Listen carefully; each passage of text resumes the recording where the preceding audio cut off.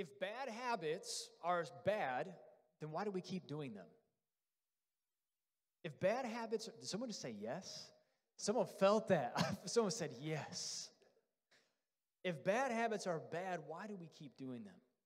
Well, before I get to that, to answering that, I want to share some of the identity and action statements that you all submitted last week. This is week 2 in a series called Good Habits, and we kicked it off last week talking about the crucial aspect of the way that you view yourself, which is called an identity, and how that's correlated to the actions that you take on a daily basis. Your identity produces your habits, whether you realize it or not, and that can work against you or it can work for you.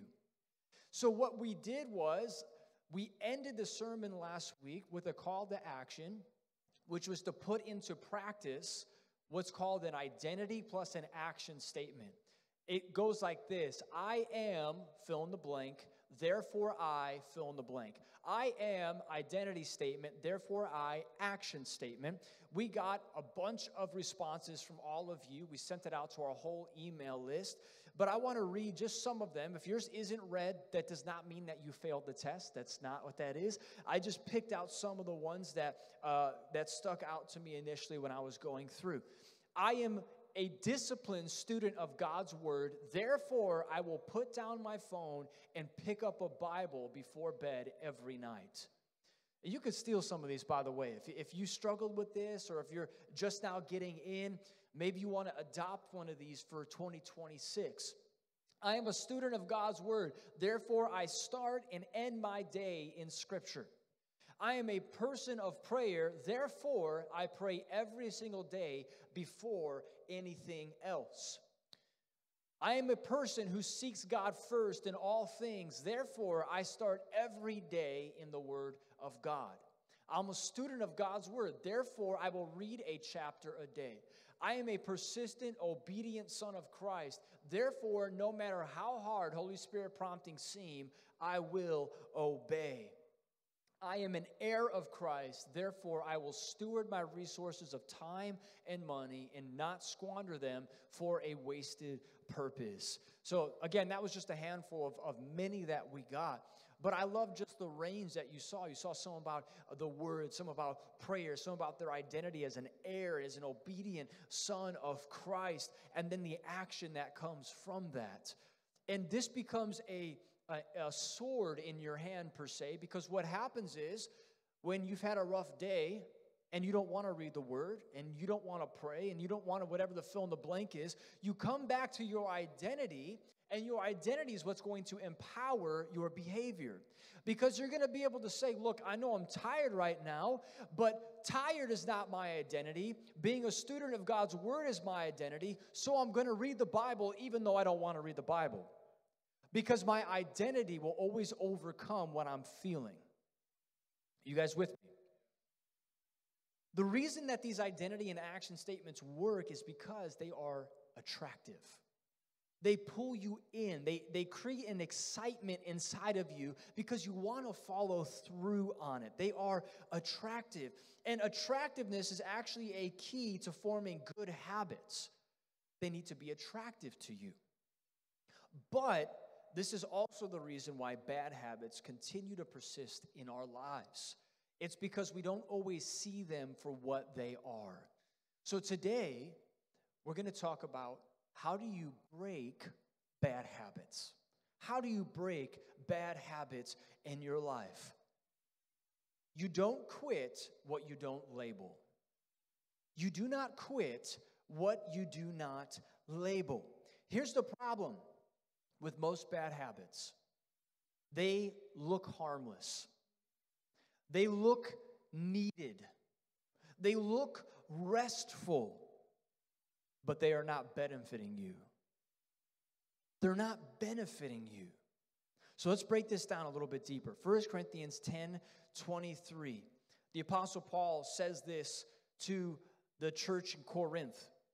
He's addressing this belief that they had. It was a saying in the Corinthian circles that Paul knew of, and he was addressing it in his letter. He says, you say, I am allowed to do anything. Here's Paul's response. but not everything is good for you. You say, I am allowed to do anything, but not everything is beneficial. One of the hardest things to label are things that aren't sinful, but aren't beneficial either. For the most part, I think we know what sin is, for the most part. You know, we've been taught the Ten Commandments. We know what the, egregious sins are. We know what they're named, what they look like. But is it sinful to scroll on social media for 3 hours? Is it sinful to spend a little more money than you made that week? Is it sinful to stay up later than you know you should because it's going to impact your work the next day? See, this is where those bad habits thrive, is right here in this gray area. Because you can't say it's sin, because it's not sin. So it continues to persist in your life because it kind of gets a pass, this gray area pass. So the question is not, I need to reframe this for you guys. It's not even a matter of if it's sin. Is it beneficial to you? Is it beneficial to you? Psalm 103 verse 2 says, "Praise the Lord, my soul, and forget not all his benefits." So God he's got a benefit package. So don't worry. I know many of you, your benefit packages at work are, they're getting less and less every year. And next thing you know, you're not going to have any benefit package. Don't worry, because God has a benefit package. All right? You're good. Even when your work starts to whittle it down until it's nothing, God's got a benefit package for you. Some of his benefits for his covenant children are peace, fellowship, invitation to the throne, wisdom when you need it, direction when you don't know where to go, prosperity over your life, over your mind, over your thoughts, over your finances. This is God's benefit package. So it's okay if your work says, we don't have any benefits for you. Say, don't worry, you weren't my boss anyways. So what are we to do? We need to change our view of bad habits. If you're taking notes, write that down. We need to change the way that we view bad habits. Is everyone still with me today? By the way, if you weren't here last week, I highly encourage you. You can go on YouTube, type in Access Church, go on our website, and find the sermon from last week, because these are going to build on one another. So we need to change the way that we view bad habits. And this is the reason why. If we don't do this, you will continue to live a life of frustration because you don't see the change that you desire to see in your life. I believe that everyone in this room desires to see change in your life. You wouldn't be in church on a Sunday morning if you didn't. I believe we all have that desire. But if we do not address bad habits that are silently robbing the progress in your life, then you will continue to live in frustration. But if you do change the way that you see those habits, you will begin to see, you'll begin to feel this push away from them. And in fact, the more that you begin to renew your mind towards these things, you even might start to feel a hatred towards them. And the reason why that's a good thing, because when you start to hate something, you start to push away from it naturally. There's like this repulsiveness inside of you. And some of you don't have that towards certain things in your life. And because you don't have that repulsiveness, you allow it to consistently live in your life. And it's just siphoning off joy, it's siphoning off peace, and it's masquerading as something good. Now, a quick word of clarification before we jump into the word today. As I mentioned, a bad habit isn't always sin. Sometimes it is sin, but it's not always sin. But a bad habit's never beneficial to you. It's quietly costing you, and it needs replacement in your life. Sin, on the other hand, is toxic and destructive to you and to other people. And as Christians, if you call yourself a Christian, as a follower of Jesus Christ, then you are called to repent and stop making peace with sin in your life. Today's passage that we're going to read is about sexual temptation. But the message that I'm teaching you today is about habits. So I want you to focus on the principles of the scripture that we're going to read today. So there's a spectrum. Yes, this teaching will apply to addressing sin in your life. If you have habitual sin that you cannot get out of, that you've been struggling with, sometimes for weeks, months, years, some of you maybe even decades, this will apply to that. But it also applies even to the smallest bad habits in your life. My point is, don't get distracted by the nature of the passage because it's about sexual temptation. Today's not just about sexual temptation. It's about bad habits, and the principles in the scripture address that. Does that make sense to everybody?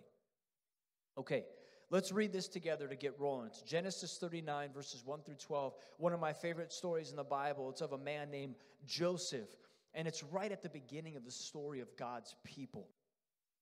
It says, now Joseph had been taken down to Egypt.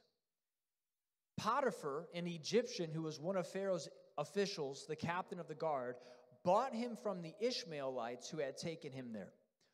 Little backstory, Joseph was sold into slavery by his brothers because they were jealous of him, because Joseph's father gave him special treatment. It was clear that Joseph was the favorite, so his brothers sold him into slavery to the Ishmaelites, and the Ishmaelites sold him to the Egyptians, and he ends up in a man's house, and his name is Potiphar.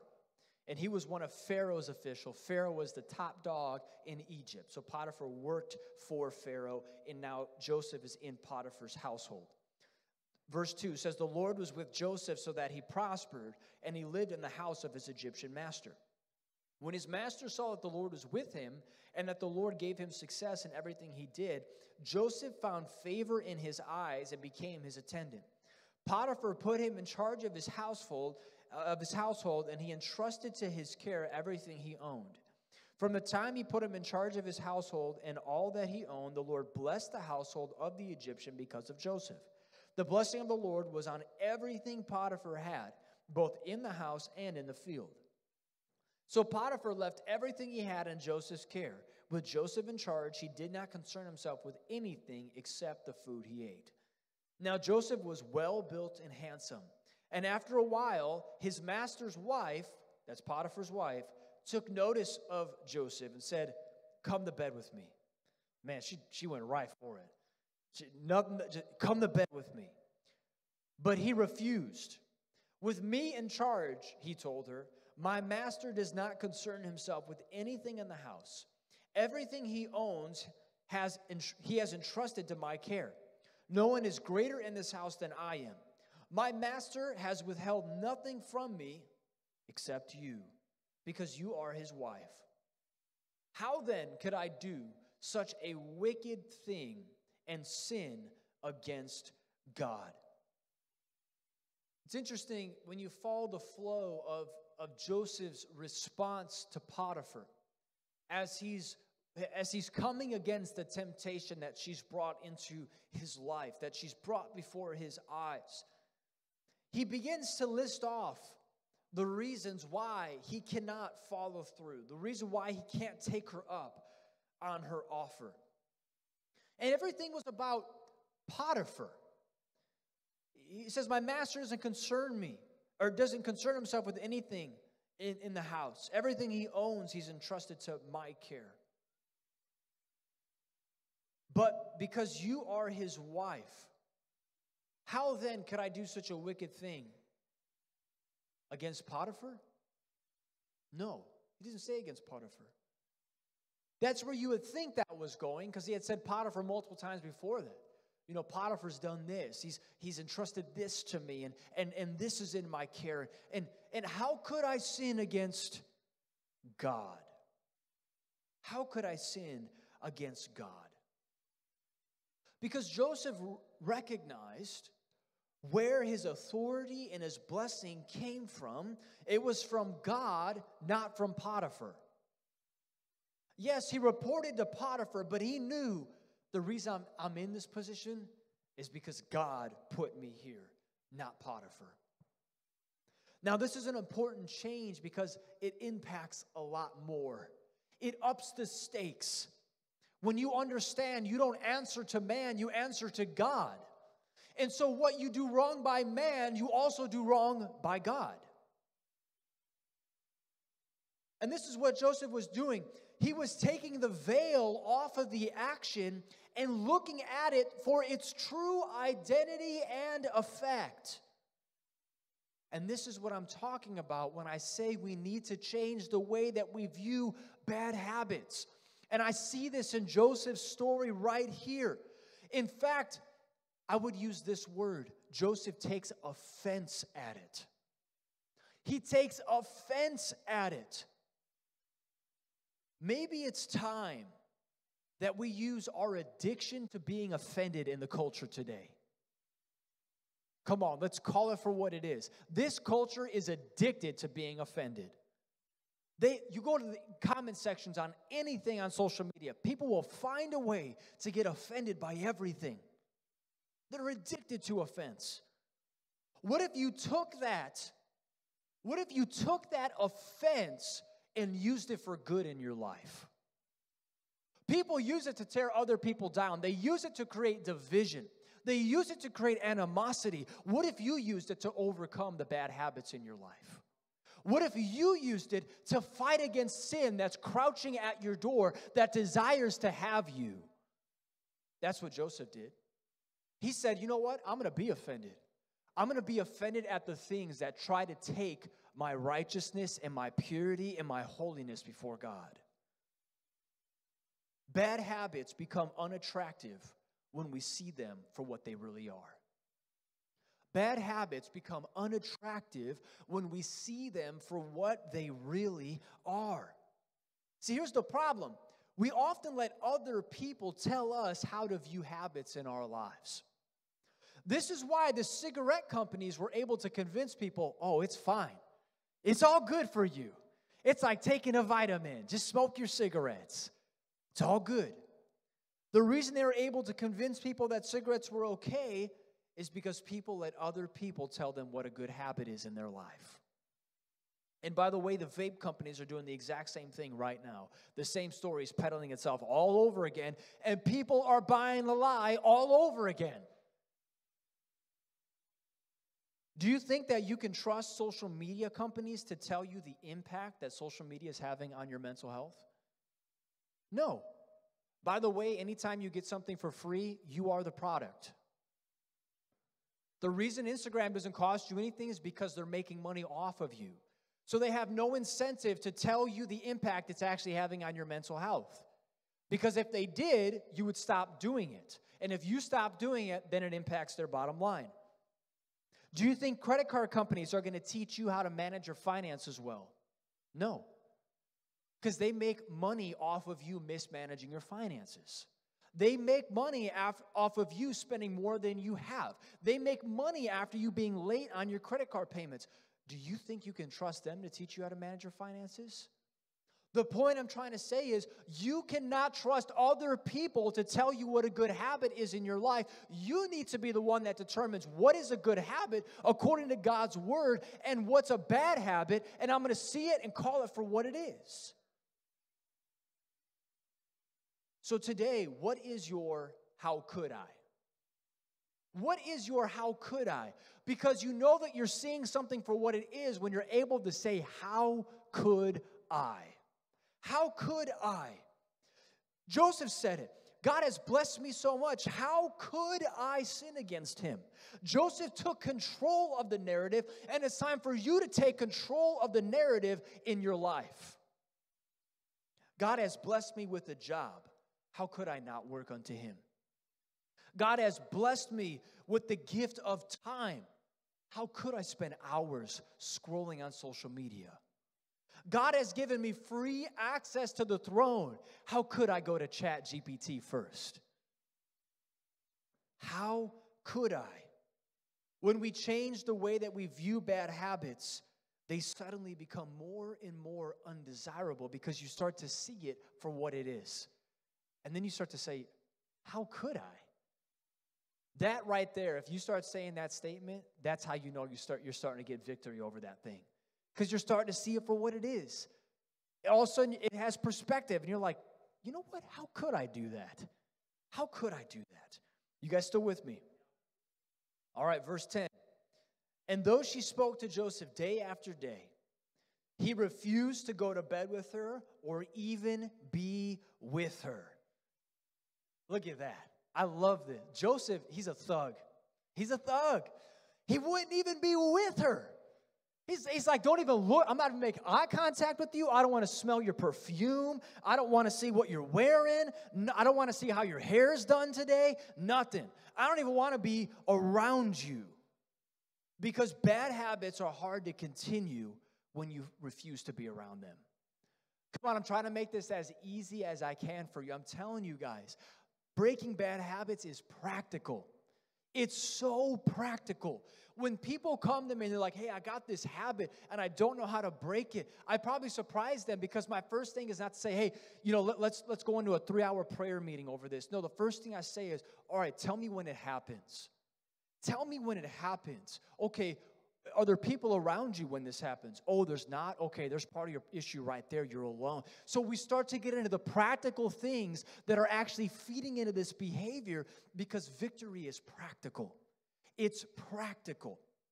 So bad habits are hard to continue when you refuse to be around them. So you can say that you want to stop it all you want, but let me give you the harsh news right now. If you keep it accessible in your life, it'll continue to win. If you keep it accessible, it will continue to win. Had Joseph kept spending time with Potiphar's wife, he would have fallen, guaranteed. If he had not done what he had done, saying, I won't even be around you, but he had done what most Christians do, which is not run from the line, but dance on the line. Come on, Christians can be line dancers sometime. We get on the line. Ooh, is it sin yet? It's not sin yet. It's not sin yet. Oops, it's sin. Let's get back on the other side of the line. Joseph didn't dance on the line. He ran from it. He beelined away from it. That's what he did. He was smart. He made it difficult. If you're writing notes, write that word down. Difficult. He made it difficult for him and for her. Did you know social media companies, when you haven't been on the platform for, I don't know what the time frame is, whatever their algorithm triggers at, when you haven't gone on in, say, 30 minutes, 45 minutes, an hour, they start sending you notifications. And the notifications don't say, hey, get back on our platform. What they say is, hey, see what your friend posted. Or, hey, did you see this headline? You know what that is? Come back. They're saying, we need you back. We need you back. So they draw you back in. Joseph, what I love is he made it hard for himself to be tempted, and he made it hard for her to do the tempting. He made it difficult. Social media companies, this is just one example of many, they are literally tempting you through notifications, whether you realize it or not. They're tempting you. They're like Potiphar. You need to start seeing that notification like Potiphar saying, come in the bedroom. Come in the bedroom. That's Instagram saying, hey, come in the bedroom. It's Facebook saying, come on, spend time with me. Do something that's not beneficial for you. Do something that's not giving you rest. It's actually draining your peace in the process. I recently bought something called Brick. Maybe some of you have seen the ads on your social media platform, which I think is so funny, like what a Trojan horse. They're selling something to actually help you stop stop scrolling social media so much.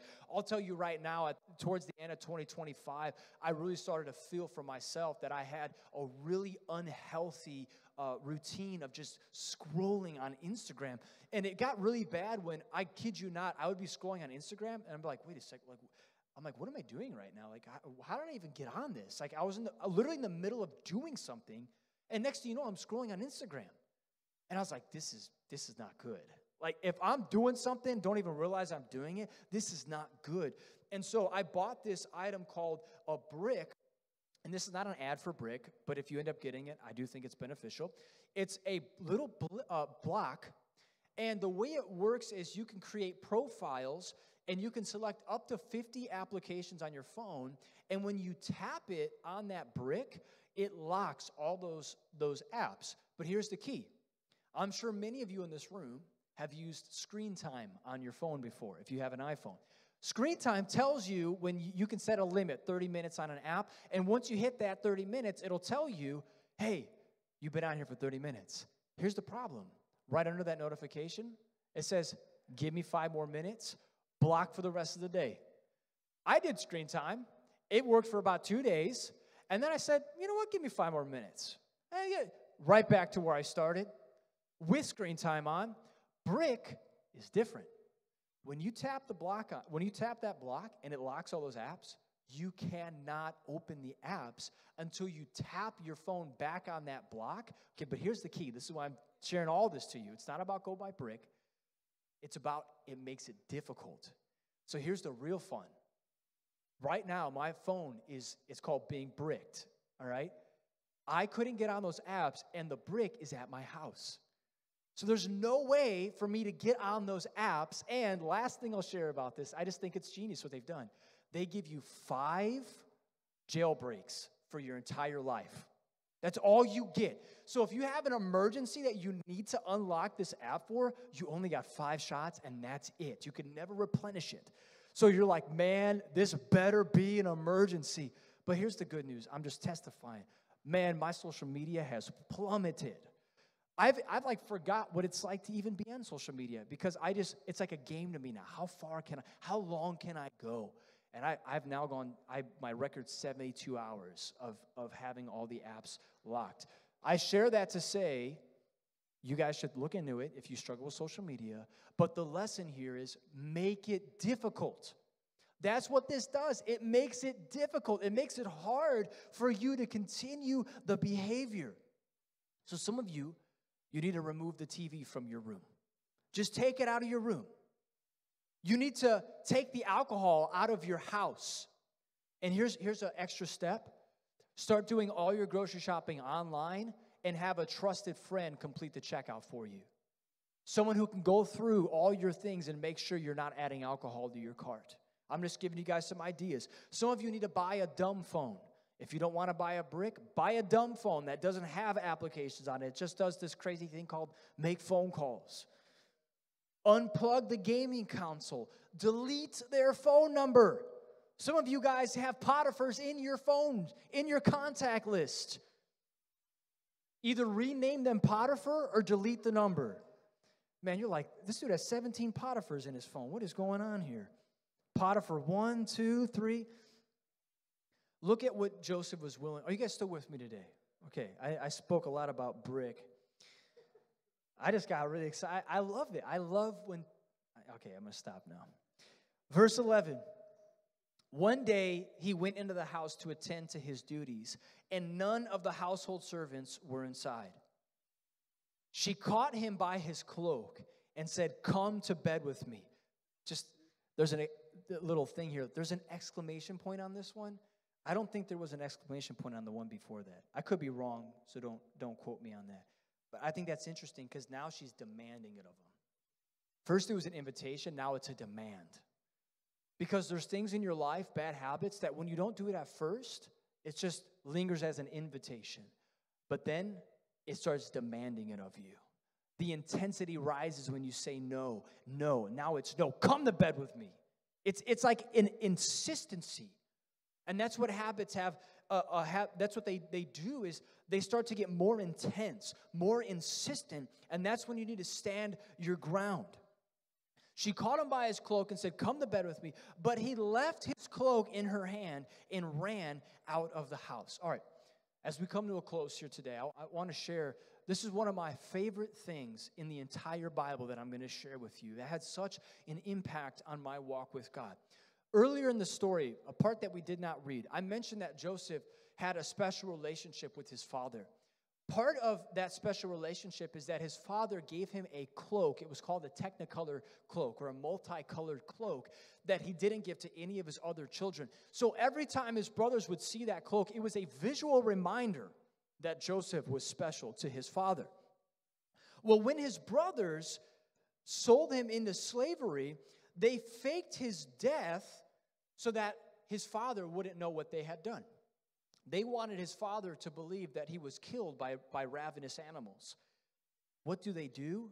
They take the cloak from him, and they put blood on it, and they take it back to his father to say, "This is proof." But this is what I want you to catch. They took the cloak off of him. The cloak was a piece of identity for Joseph. It identified his father's love for him. That's what that cloak represented. And it was stripped off of him by those who were jealous. So now Joseph has no cloak. It's been taken from him. But what cannot be taken from him? The love his heavenly Father has for him. So even though that cloak was taken from him, he has a cloak from his Father in heaven that says, "I love you. I adore you. I have chosen you, and no man can take it from you." So now you fast forward. He's now living in Potiphar's household, and what does Joseph now have again? A cloak.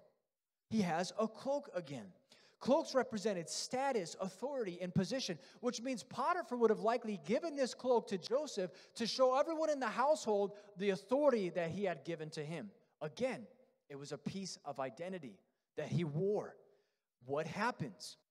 The cloak is stripped from him as he's running out of the house. Because Joseph was willing to give up any identity he had in the world, because the identity that his heavenly Father gave him was more important than any identity that any man will give you. Why is this important today? Many things. But primarily, bad habits are easy to run from when you know your identity. Bad habits are easy to run from when you know your identity. And this is what we talked about last week. Knowing your identity in Christ is the foundation of healthy habits in your life. Joseph knew who he was, so he was able to run from temptation. It was repulsive to him. He said, "How could I? How could I sin against God? Because it's in him I find my identity. How could I sin against God?"